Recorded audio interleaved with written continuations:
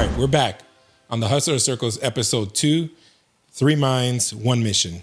I'm excited because we have some really good topics today, but I want to start off first with, telling my boy here, Dimitri, that I apologize for kicking his ass on fantasy this weekend. It was a special occasion because it's usually the reverse. I've lost every season to him multiple times, including the playoffs. So I have to bask in this one a little bit. Yeah.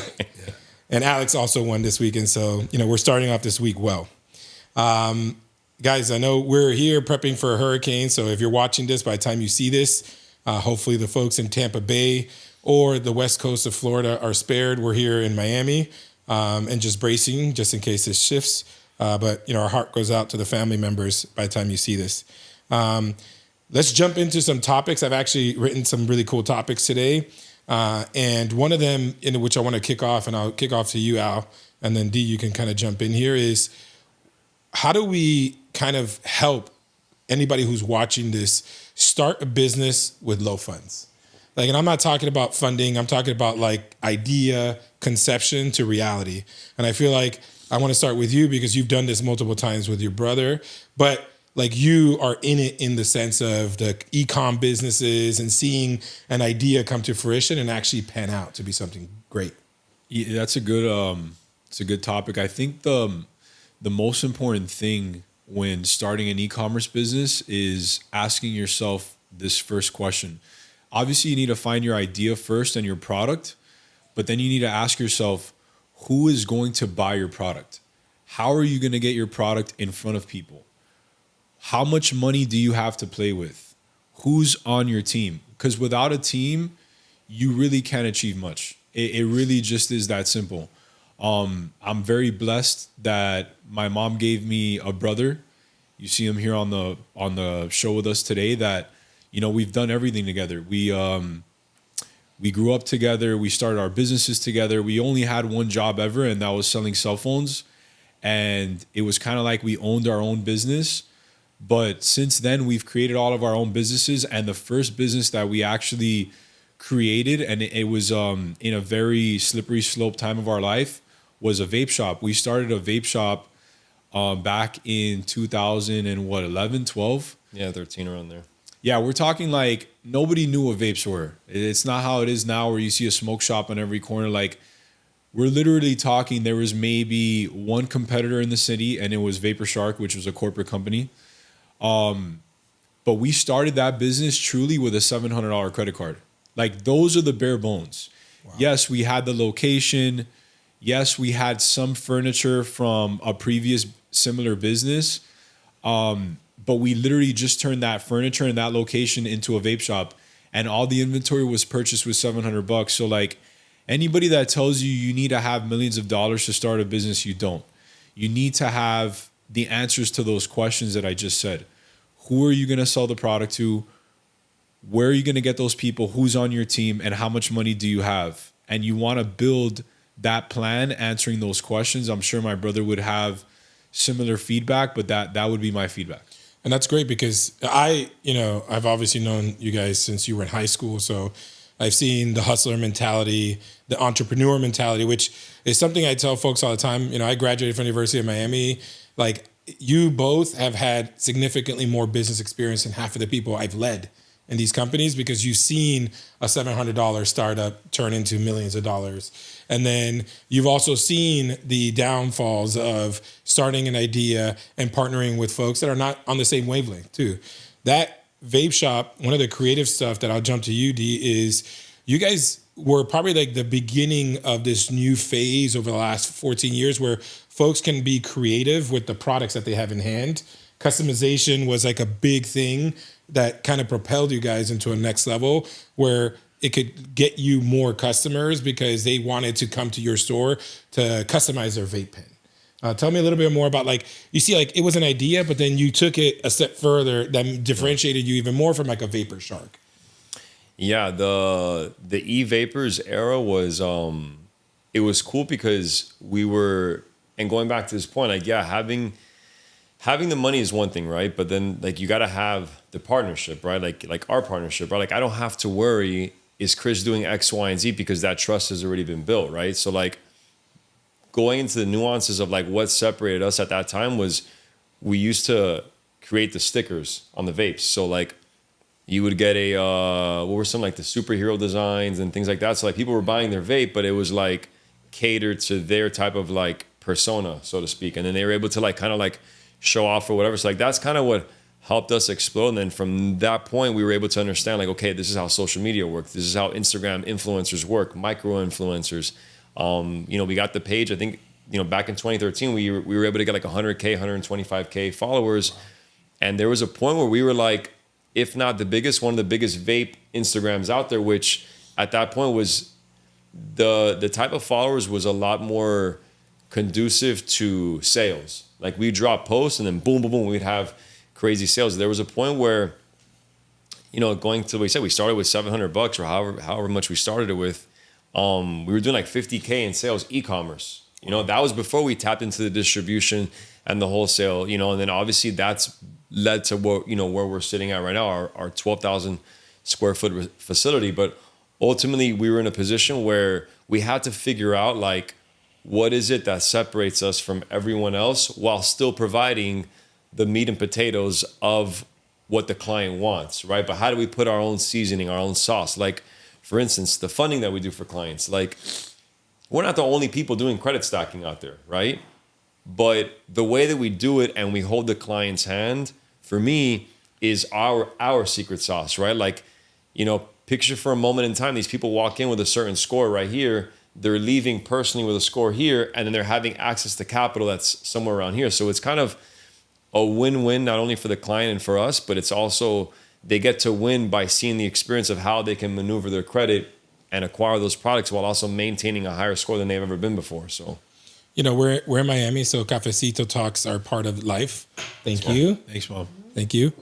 This is so you'll probably see her in a future podcast. It's Esther, one of the dream team. Happens to be Dimitri and Al's mom, and works with us. Is one of our really, really, really strong partners on the credit side. So that's awesome, D. So I think one of the pieces that myself, I've been an entrepreneur for all but a year and 2 months with you guys. I've worked for many years in the corporate sector. One of the things that I have wanted to figure out the balance, and I think both of you do it really well, is how do you balance like the high energy necessary to make a business succeed and have enough time to have a personal life? Like I feel like those two things need to work, and sometimes they're a counterbalance, right? You have to sacrifice time with family, but you both seem to find a way to do it, and I've found my way to do it, but it's different. Yeah. I speak to clients all the time and tell me, I haven't seen my kids in a couple of weeks because I leave in the morning, I get home late, and I tell them like you have to make the time. It's the only thing that'll keep you balanced. But we'd love to get your guys' thoughts. I think first and foremost is having a great partner. Yeah. My wife, I'm very blessed. My wife, she's a great stay-at-home mom. Takes care of all the home and the dinner. Sometimes I cook, sometimes she cooks, but she handles the laundry, the kids, their routine, homeschool. So I think that is definitely for me is just my foundation is my wife, and having someone that you can communication is the most important thing. Like even with your partners, not just your wife, your business partners, you have to be able to communicate and sometimes let your hair down. Like we grind and we grind and we grind. But like 2-3 months ago was my birthday, for example. And like the first thing you guys did was like, yo, you got to get away for a weekend. You helped me get the hookup with the hotel in the Barbados. You also helped me, book the flights. My brother helped me with the hotel. Then he helped me with the itinerary. So, you got to have good partners that kind of like call you out and say, hey, look, you've been grinding really hard. Take a weekend off, take a week off. You do it too. You book trips. And D does it too. He just came back from one. So your partner at home, your partner in your business, and then just being honest with yourself. Like starting a business is very difficult. You got to be in the trenches and you got to be willing to get down and dirty and stay up till 2-3 a.m., 4 or 5 nights a week and put in the hours that the employees aren't, because the employees don't get paid to do that. We get paid to do that.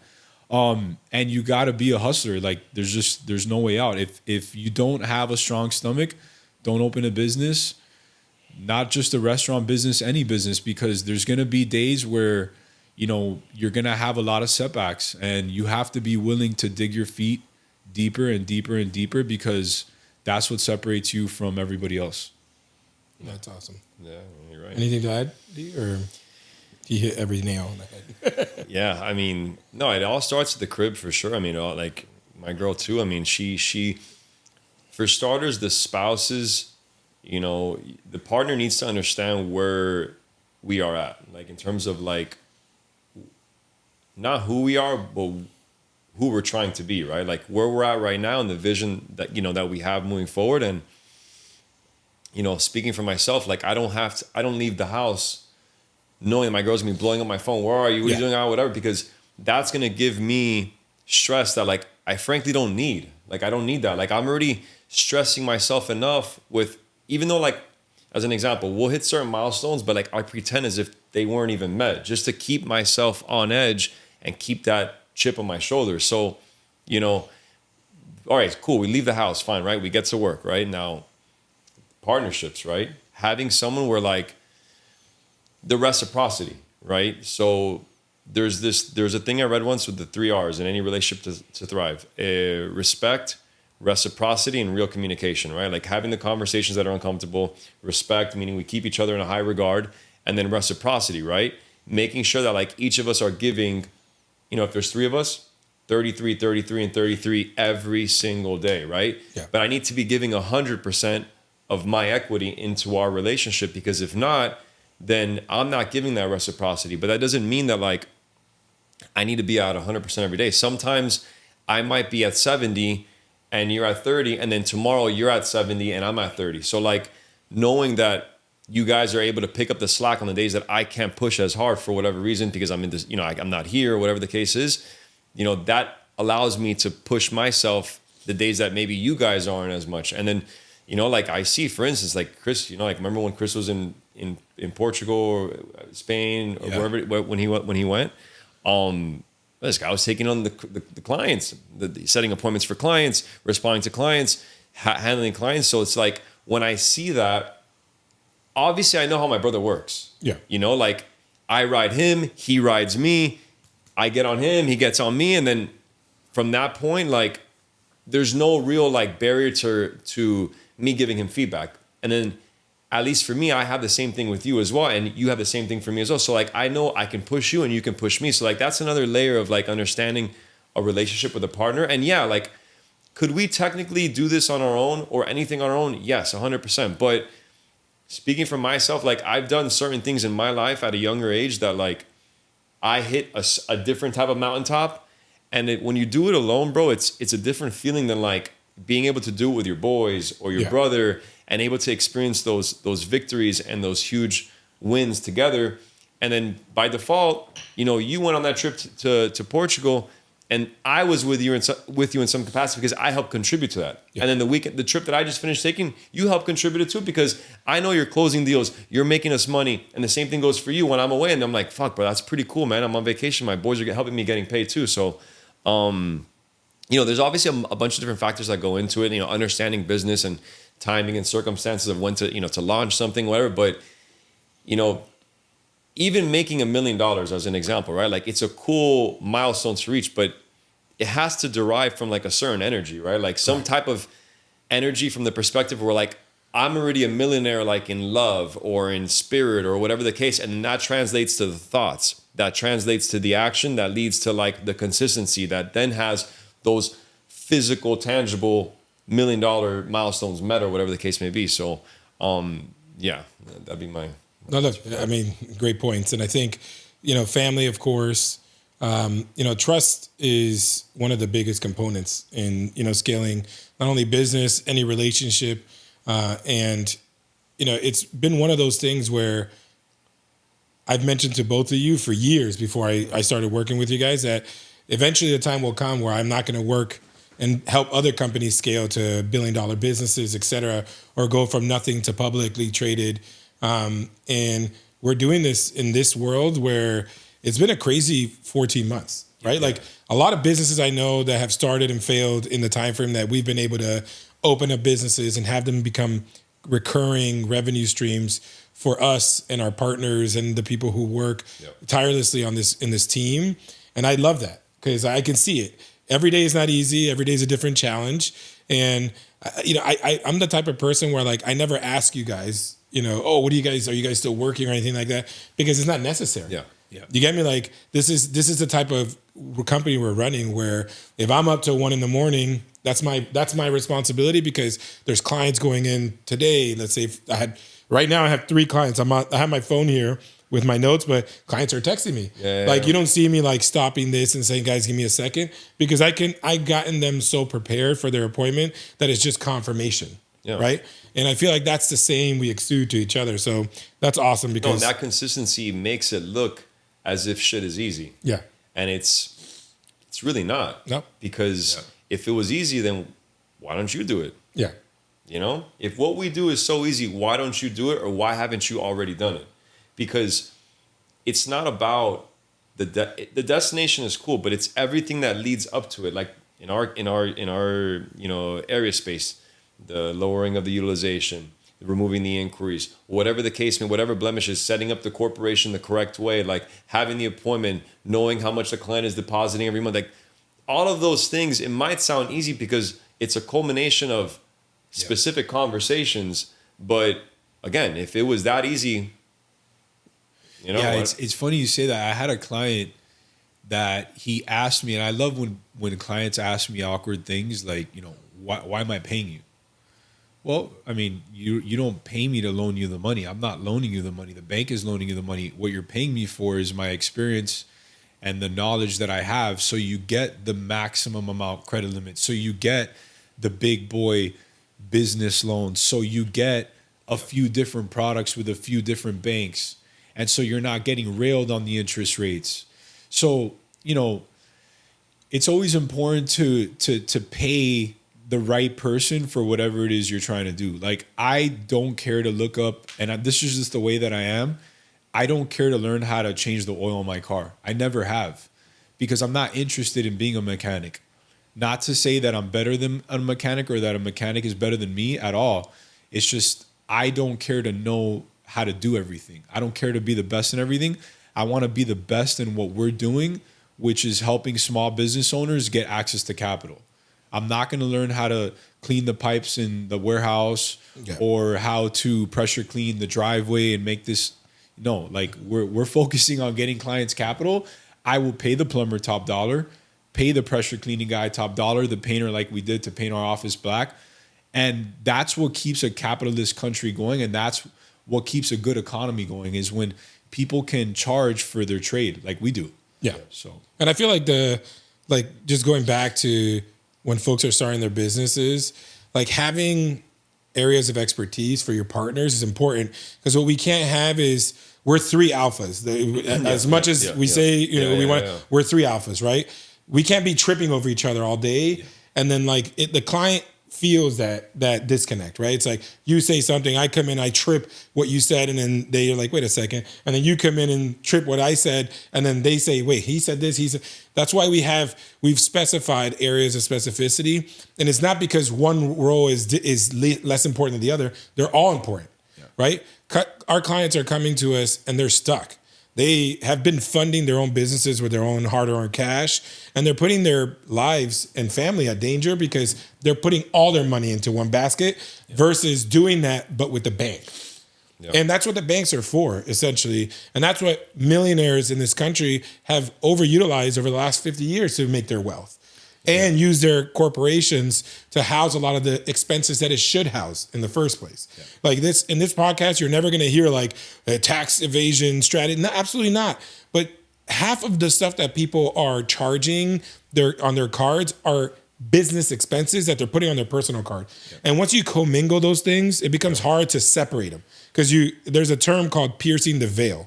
And when you pierce the veil is when you utilize your personal funds for business, and then an accountant has to sit there and itemize everything and then submit it, and then you're at the brink of potential audit when you submit your taxes that way. And that's the part where we want folks to start getting the consultancy around. It's, yes, we'll get you the funding.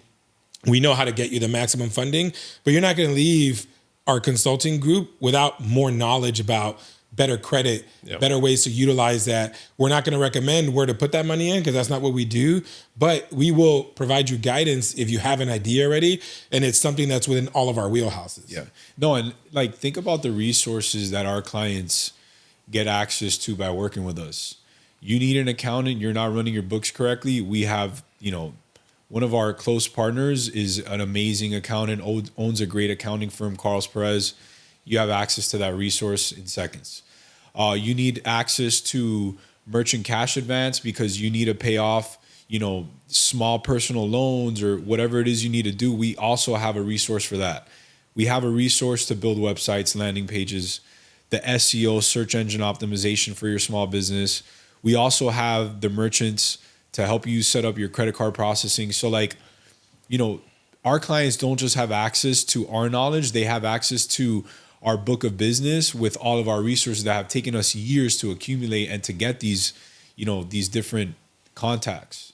Yeah, even clients of ours, existing clients of ours are becoming points of contact for our clients. We have an attorney client of ours that helps in immigration, and introducing her to clients she's already sprung some business. And I'm like, that's not the purpose of this, but it's a natural bloom in the cycle of business reciprocity, right? Like if we create enough of an element, it's just it's inertia, right? It's going to create more opportunities, not only for our clients, but for their business ultimately. Yeah. One hand washes the other. So at the end of the day, like the taxes, right? Like we send someone to go set up their taxes on Sunbiz or whatever. Like we're not interested in making $60, $50 as a referral fee. Like, and then following up, hey, Carlos, did you send us no, he'll send us his clients, we'll send him his clients. And then if it's to a point where the commissions are crazy, then let's sit down. Yeah. But ultimately we just send, and the thing is too, like you've seen it. A lot of these clients are like, all right, cool. Get me the money. Cool. Hey, do you have somebody that can do a website? Or do you have somebody that can help me file taxes or can help me do the accounting? Do you have somebody that can help me do an email campaign? Marketing on Instagram. Marketing or setting up this out or content creation like this. Yeah. And like, how much do we charge our clients for that? Nothing. Zero. So it's like, it's not about the funding only. It's about, for me, having access to us. Yeah. And having access to the buttons that we have access to press to make your guys' lives easier. So that's another unspoken thing I think that we bring to the table that like we tell clients what they need to hear, not what they want to hear. We put them in a position where like they can really scale their businesses by doing the things that they didn't really know how to. Like, yeah, this content is dope, but like how many people are really pushing out content like this? There's only a certain percentage. Yeah. Because it's not about just shooting it. It's about editing it. It's about getting the captions the right way. It's about setting up the captions on the post. It's about posting at a certain time. It's about having the right hashtags. There's so many different dynamics that go into this. And how many of those are within the confines of what the person is actually doing for a living? Yeah. If you're a plumber, as an example, or let's say for instance, you're an attorney, right? Like how much time does an attorney have to research into the algorithm of Instagram? Zero. Probably not that many. But we have the staff that we have that's what they get paid for. Yeah. And then those type of things maybe don't have an immediate ROI, return on investment, but in the long term, like people want to see the drapes match the blinds. They want to see, okay, cool, you're like that. Well, your socials need to represent that. Your socials are now your 1990s version or 2000s versions of a website. Like your socials need to be on point. And if they're not on point, then you already know that you're not in that select few of people that are getting that ROI that they deserve. Yeah, and we see that every day. Like if we get a new client as a referral, the first thing they want to do is not check our website.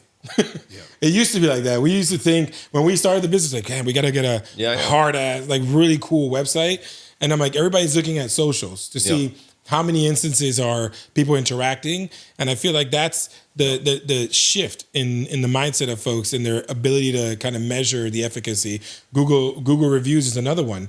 I'm like, but you guys, so I'll close this segment with this and then we can shift to a different topic is our failures are the benefits for our clients because we have had multiple video folks. We've had social media go, the amount of money we spent on ads that didn't go anywhere because we trusted somebody or those things. I'm like, it's no harm, no foul because it's learning. That's all startup businesses are. But fool me once, shame on all of us. And then we will never make that mistake again. Yeah. So that's why we're sitting here and having these discussions, is so that others that are listening, and if you're actively listening, you will heed our like recommendations to partner with a group that will help you not only get the funding, but help drive a little bit more strategy in your future growth. No, and again, like, just to add to that, and this, I'm not throwing any shots to any other funding companies or anything like that. Like, a lot of these other funding companies, I think what they're doing wrong, these consulting agencies, is they're commingling their clients' money into other operations or other investments, as opposed to what we're doing. Like, we're genuinely trying to help people. And I'll give you a good example. The other day, a client, I get on the phone with a client, go over his credit report. He's got an 800 credit score. He's the perfect candidate for funding.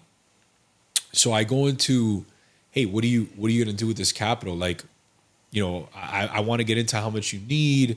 Do you need it on a credit card? Do you need it on a loan? Let's go into the specifics.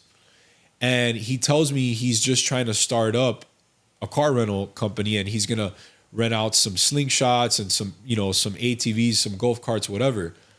So, and again, this goes back to just being in business with us and talking to us and networking with us, the experience that we bring to the table. Me and my brother, a few years ago, we actually had a slingshot rental business here in Miami. We lost hundreds of thousands of dollars.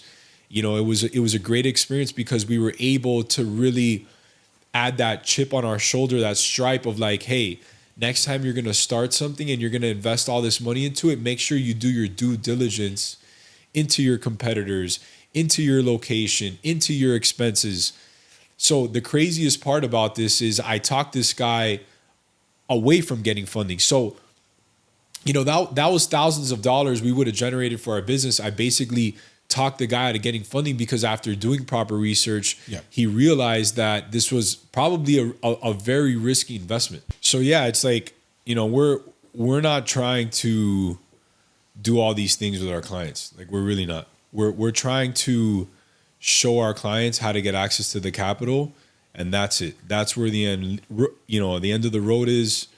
We're not going to invest your money into anything. We're not going to tell you how to invest your money. We will give you advice based on our prior experiences as being small business owner in multiple industries, not just one or the other. But we want to master getting our clients these relationships with the banks, the capital at a fair rate where they're going to be happy, we're going to be happy, and everybody's going to move forward and do business for many, many years.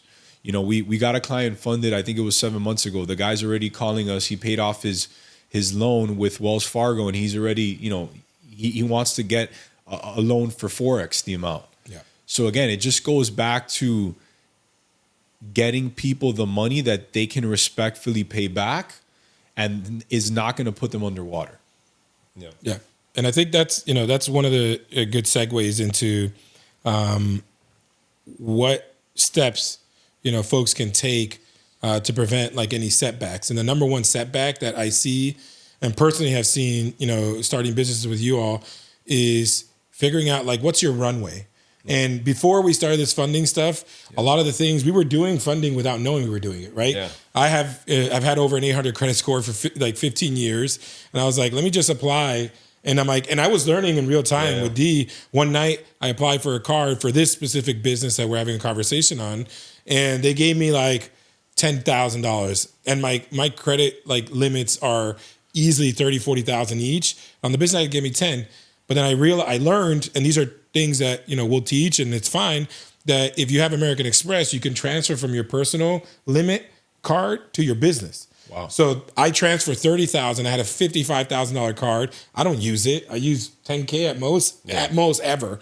So I transferred 30K from that card over, and now we had a $40,000 card, which funded the website. 0% for 12 months. Yeah. Funded the website, our DIY platform, the building of the platform, the building of the links, the partnerships, the marketing, the content we're shooting now, all that on one card. Yeah. That we've been paying off every month, and then we still use it. And the 12 months 0 PR ends now November 17th. So I have, I think, like $5K left to pay off on that before it triggers. What am I going to do? Transfer that balance to another 12% card, Right. that 12 month 0 APR card. And I'm like, it's continuous. And this is what we teach our clients. Nothing what we're doing is shady or illegal. It's just using the bank to the advantage that we can, Right. so that it extends that runway and it prevents those pitfalls. Well, like think about it. The average Joe doesn't know that. Yeah. So, think about the client. I'm not going to say his name, but we know what client I'm talking about. We got the guy funded, right? He was super happy, cool. We get a call from one of our BRMs that he's trying to get more money because he thought, oh, I can do this. Oh, Yeah. I can do this. Why am I going to pay these guys their percentage for consulting when I can go get these loans myself? And it ends up being he gets denied, adds a bunch of hard increase to his report, and we end up guess what he finding, did? now he's finding not- out about and- it. And he's No, not- but wait, guess what did he do after? You forgot. He reached out to you. Yeah. And then now we're removing the inquiries because if come to find out, not only can you not do it yourself, Yeah. but you mess up your credit and now you need somebody to help clean it up. No, and the And I'm banker, like, they don't want him there anymore. yeah. And they don't want him at the bank. And I'm like, look, that's not the norm, but we do see it a lot. We have clients who question like what value we can offer. And I'm like I said, the funding, folks can eventually do it if they want. They won't get the limits that we'll get them. Because we have built relationships with BRMs at these banks. We cultivate a relationship where we're sending a high value client, what the client profile looks like, their business, the years of business, and all the revenue that they have is just handed to the banker. The banker will create an opportunity from that, right? We do nothing more than that. And you can't do that if you just come off the street. Like the banker is going to have some hesitation. They're going to ask you a lot more questions. They're going to want to see a lot of paperwork. know you. And they don't know you. So like if it comes through a trusted source that has sent hundreds of clients that week through that funnel, and all those have panned out to be great relationships for the bank, for their future, it's a no-brainer. No, what happened Friday? What was the screenshot I sent you of the Chase branch manager that hit me up on WhatsApp? Oh yeah. He hit me up because he's like, hey man, how come you don't send me any more clients? I'm like, brother, what do you want me to tell you? I go, I'm sending clients in to get very simple products, just 0% interest business credit cards, and my clients are telling me that they're having to wait there an hour. They're getting weird dialogue with the thing, and these clients are all 770 scores and above, have been in business 2+ years. Everything is where it needs to be at. So in reality, now we get to choose. Yeah. We get to choose where we're going to send the clients, and now I have the Chase manager apologizing to me like, hey, I'll do better in this capacity. And it's like, yeah, man. Yeah, you need to. And the reason why is because, bro, like this is a relationship. It's us and it's you guys. It's the client and it's you guys. So if the client is there and they're ready, they get to the appointment. And that's the other thing too. Like Chris tells your client, like, don't get to this appointment late. Yep. This is where you're going to park. This is who you're going to see. This is at which time. This is what you're going to put.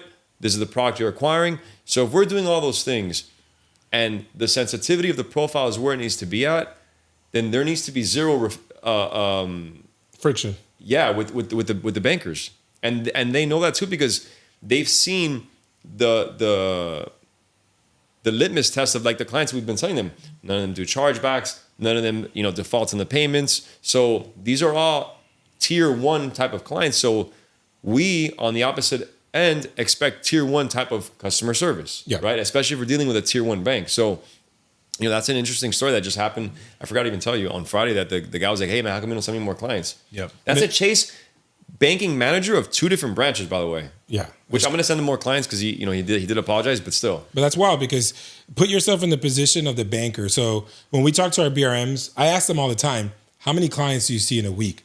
And remember, they're booked to the gills. So from 9 to 6, there's nonstop. They have an hour break for lunch, and sometimes they even work during their lunch with clients in front of them.